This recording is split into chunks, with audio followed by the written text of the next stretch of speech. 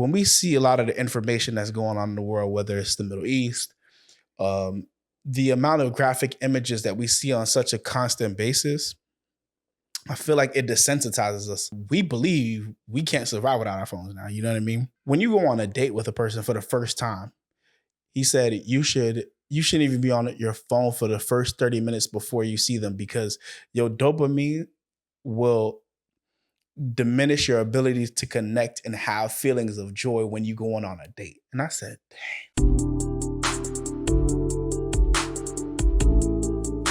what's good, family? Welcome to or welcome back to Relationship Wise. It's your boy Terrell. We're here with another episode, man. We finna get into the effects of devices on our dopamine levels, bro. Because believe it or not, dopamine is a tricky thing, and it ruins our way of seeing love, being connected, things like that. So I feel like it's super important to talk about. You know what I mean? So yeah, let's get into it. Hopefully, we earn y'all subscription or y'all follow by the end of the show. So let's get into it. Let's talk about the effects of devices on our dopamine levels, right? So the buzz, the beep, or the ding creates a burst of dopamine, and it keeps us extremely hooked to our devices. I ain't gonna hold you. I know my wife, she be hating when I be on my phone all the time. She be like, "You so addicted to your phone. You so addicted to your phone." I ain't gonna hold you. I kind of am, right? Right, and it creates this dopamine addiction, right? Overuse of our phones lead to dependency on devices for pleasure, and we find less interest in face-to-face conversation. I ain't gonna hold you. I be feeling like sometimes living living in this digital age is extremely enjoyable by people who are introverts because they feel like once they have a phone, they don't really need nobody. They could just, have their headphones on, have their headphones in, and they don't really care about the outside world. It's just, it is what it is. You feel me? And it's like, yeah, it makes sense. And our devices make us a lot more addictive or addicted to it because we get all the reward that we need. We watch movies on our phone, TV on our phone, jokes, social media, everything is there. So it gives us this false sense of face to face or connection, even though it ain't really there. You know what I mean? It also decreases our baseline dopamine, right? Constant stimulation can reduce baseline dopamine levels, making everyday activities feel less rewarding. Last and not least, all right, our shortened attention span is created because we're always on our phone, right? The spamming of info trains the brain to crave quick hits. One more time. The spamming of info trains the brain to crave quick hits, making deep focus harder. Right? So now we can't focus on anything long term to save our life. You feel me? A lot of times when we talking to people, you literally kind of got to get to the point immediately. And that was always true before, but sometimes you could kind of grit and bear a not so clear, not so concise person. You know what I mean? And even me with this medium of podcast, and I got to make sure I'm more clear, more concise in my words, trying to get to the point quicker. So because everybody's so addicted and we're so used to having that immediate reward and instant gratification. So yeah, people attention span, they got real short, right? Extremely short. Now let's get into how our devices affect our relationship overall. According to the study from Baylor University, around 46% of respondents reported being ignored by their partner due to phone use, right? With 23% stating that behaviors created conflict in their relationship, right? So literally half of the people realize that, guess what? Most people are being ignored by their partner because they on their phone, which makes sense. I mean, I feel like our devices done took over our lives. You feel me? It's the fastest way to get kids to calm down. You almost have a mini panic attack if you lose your phone, if you forgot it at home. We almost feel like, not almost, we believe we can't survive without our phones now. You know what I mean? So it makes sense to me that 23% state that this behavior creates a conflict in their relationship. And so let's get into it. A lot of people start to feel ignored by their partner due to excessive phone usage. I ain't gonna hold you. as I'm reading this report, I'm talking about myself because my wife always say, "Oh, I feel like you ignoring me. I feel like you ignoring me." Da da da da da da da da. And I mean, I don't mean to ignore her, but I think I do get a lot of pleasure and reward from my device. Stop playing. So yeah. All right. So let's figure out how does how do these devices affect our relationship? Right. So the first thing, the major thing, which is important, and I didn't even notice, is that these devices reduce empathy. Overuse of our devices can diminish emotional sensitivity, making it harder to connect or respond to others' feelings. Wow, that's crazy. But it also makes sense. I feel like, when we see a lot of the information that's going on in the world, whether it's the Middle East, um, the amount of graphic images that we see on such a constant basis, I feel like it desensitizes us because we're constantly being bombarded with a whole bunch of information, pictures, things like that. So, like, even though it's crazy, we literally see more than most people have seen in their lifetime within, 10 or 20 years of our own life. You know what I mean? We see more of death, destruction, and craziness because of our devices in our hands, right? And another thing about empathy, right, is we also compare our life to others, thinking, well, at least I'm not as bad as them, right? This idea that if we look at the craziness that we see in on social media, or we look at how bad these reality TV stars are, or we see how drama filled everything is, it seems like, oh, at least we start comparing. So we start to believe that, oh, just because we're living this lifestyle and that person over there is living that lifestyle, we really can't connect. There is no, they're not really a human. They're this thing. They're this personality. They're not really real, so to speak, right? So there's this disconnect because of that. The next effect that it has, guys, is sleep disruptions. I ain't gonna hold you. I be feeling this one too, because I be like, I be anyway. Sleep disruptions. Using devices late at night can lead to poor sleep, causing irritability and impatience in relationships. Right.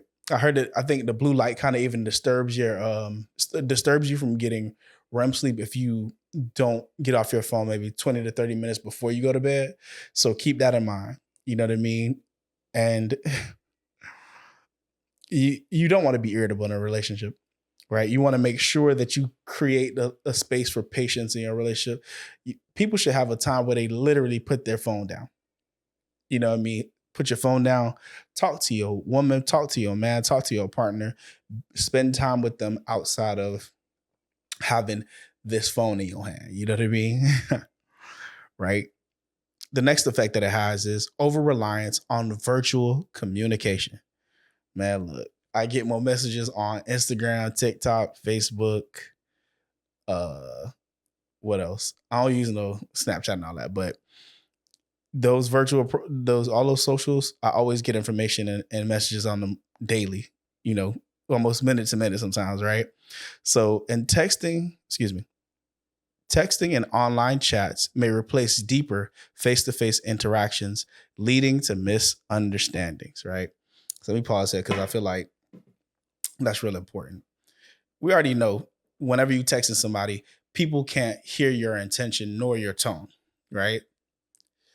So you got to make sure that when you are on these apps, it's like you have to be clear of your communication, one, and two, we lose that tonality because we really can't pick up on a person's intention through text. We can't pick up on a person's words via socials or that comment that they posted or that tweet that they might have posted, because it's like, wait, hold on, like what exactly do you mean? Are you being sarcastic? Sometimes it's not always clear, and it's like, you feel me, raising the eyebrow to them, like, what the heck going on? You feel me? So we got to make sure that we're not allowing our communication to get lost. It can't get lost, family. It cannot get lost. All right. The next step further on communication is distracted communication. Multitasking while on your devices during conversations make people feel unheard and undervalued. Hold on, hold on, hold on. I got so much examples of this. It's crazy. Right? One more time. Distracted communication. Multitasking with devices during conversations make people feel unheard and undervalued. Right? Listen, dog, put the phone down. When you talking to your partner, when you talking to your roommate, when you talking to your coworker, when you're talking to your child, put the phone down. Right? Simon Sinek, he is kind of a famous author who is known for books like Leaders Eat Last. I mentioned him a few times on the podcast. Really dope writer, educator, speaker too. He said that in meetings, having your phone on the table, whether it's face up or face down, doesn't matter, right? Because it sends an unconscious signal to the room that everybody is not as important as my phone. What's going on in real life is not as important as what's going on with my digital life. You feel me? And I think that's important because a lot of times we use this, we talk with our phone in our hands, and it's like, wait, what? They literally can't have a human on human conversation. They can't be what I need them to be for the moment. Funny enough, I remember one time when I first started teaching, my mentor, shout out to Miss Pascal. One time she was talking to me, and as she was talking, I was in my phone. It would look like texting. So, but I was adding a note to what she was saying on my phone. You know what I mean? So as she was talking, I was typing it in, typing it in, typing it in. But I was looking at my phone, and she thought is he even listening to me? Does he even really care? Like, so just the idea of having your phone out makes people believe like, yo, this person ain't really paying attention to me. They don't really give a damn. So just keep that in mind. You want to make people feel valued. You want to make people feel heard. So put it away, put it in your pocket, just chill. All right. And I mean, if people feel undervalued in general, what about your partner, bro? The person who you supposed to be locked in with, All right.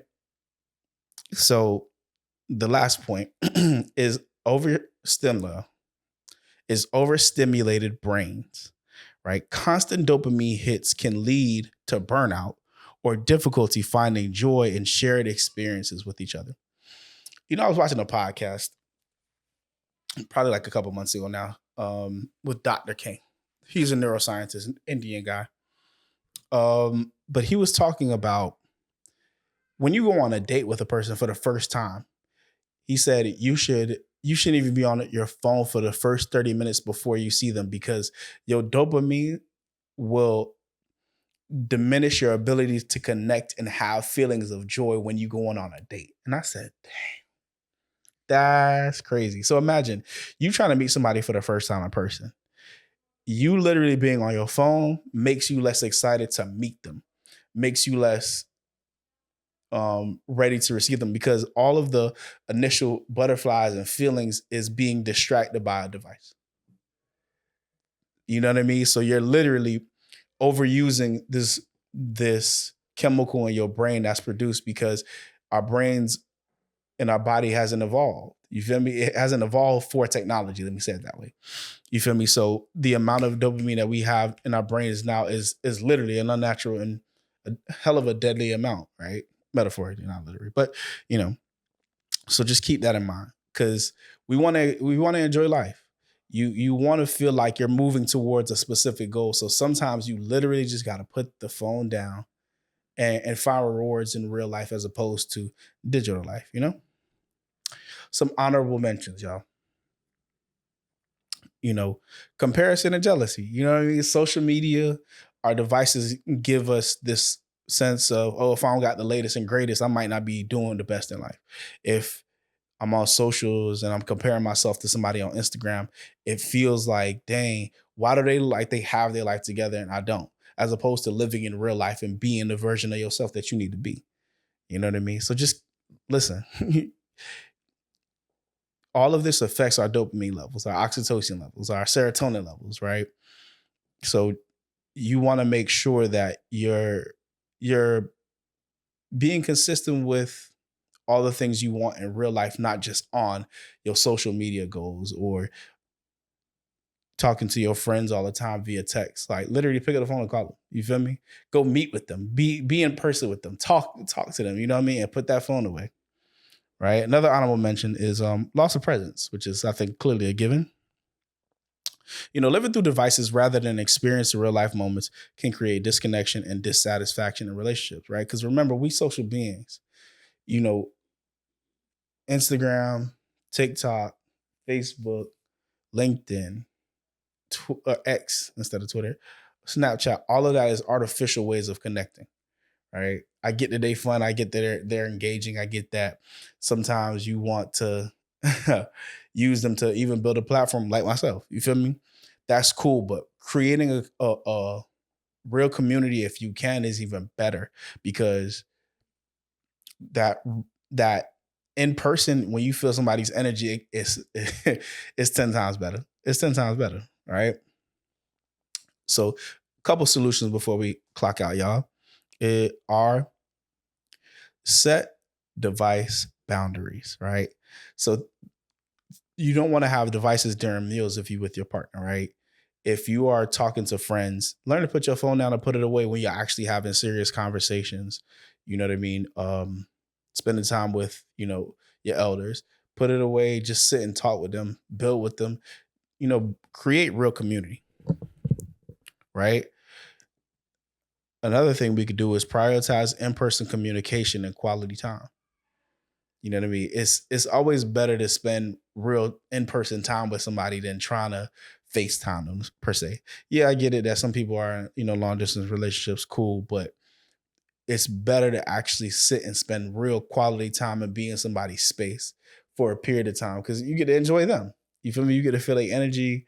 You get to feel them literally, you know what I'm saying? Physically, stop playing. So yeah. Use apps that monitor and limit screen time to break the dopamine cycle. I ain't gonna hold you. I need to download a couple of them. Um, if if I find some, I'm gonna go ahead and link them below, or I'm gonna put them on the screen for my watchers. The last tip, y'all, is replace screen time with bonding activities like hobbies, exercise, and deep conversations. One more time. Replace screen time with bonding activities like hobbies, exercise, and deep conversations. Listen, man. I hope y'all enjoyed this episode. I just got off work and I'm tired, so I want to give y'all a little bit more. Oh, before we clock out though, one thing I do gotta mention. So last week I gotta retract the statement I made. So I talked about how Trump was using the non-custodial parent to file taxes for the child that they have, right? Apparently that was fake news. My bad. I messed up. But tell me though, let's still have a real conversation about this. What do y'all think about, let me get my thoughts together. What do y'all think about the child support system? What do you think should change? What ways do you think it could be better for both men and women? As Black people, how do y'all think it could stop being such a divisive issue in our community? Because that was the point of what I was saying last week was, how do we make sure that we don't allow external forces, racism, et cetera, to keep dividing us, fam? What intercommunal rules within our communities rules can we create to help, stop being so divisive with things like child support, things like that? Y'all let me know in the comments. But I've been Terrell, y'all. This has been Relationship Wise. Peace.